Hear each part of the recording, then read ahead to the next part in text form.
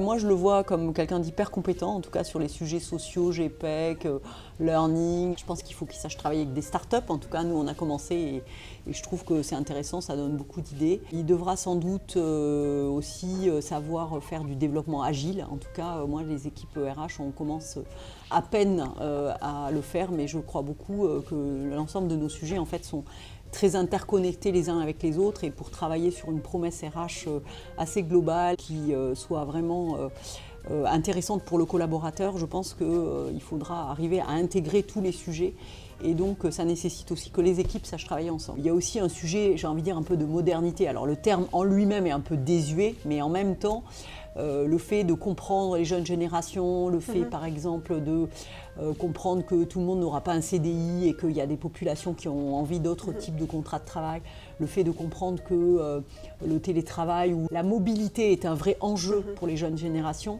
En fait, cette compréhension des collaborateurs aujourd'hui ou du monde du travail, elle doit faire partie du mindset du DRH.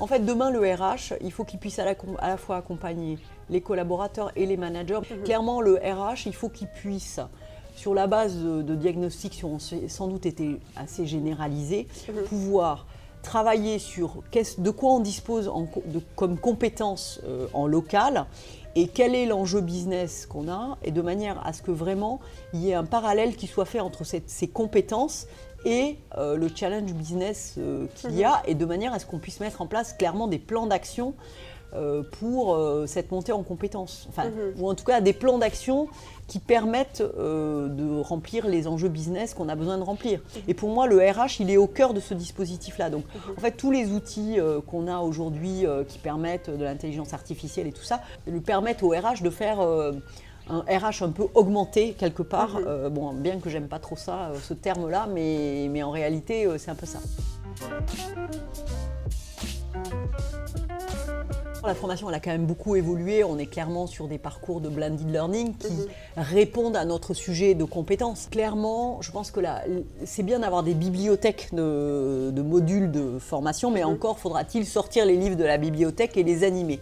Moi, je crois aussi beaucoup plus à de la formation en local et en collectif. C'est-à-dire qu'aujourd'hui, les e-learning, c'est quand même très rasoir et casse-pied. Mais par contre, faire de la formation en tout petit groupe, en local, moi, je crois beaucoup à ça. On est au début d'expérimentation. Alors, par exemple, nous, on a un sujet qui est le 1 heure pour moi. Donc, on essaye d'animer la formation 1 heure par semaine en disant aux gens, bah voilà, ce sera beaucoup plus facile de faire 1 heure par semaine.